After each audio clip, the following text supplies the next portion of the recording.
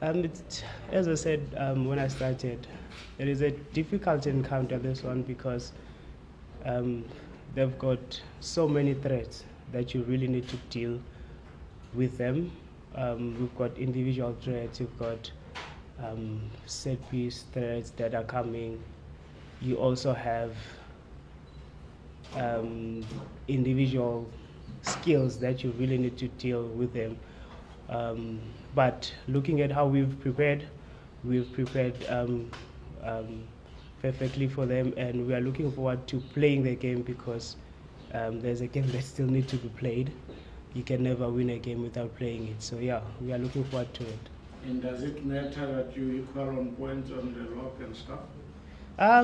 Not really, because this is a marathon.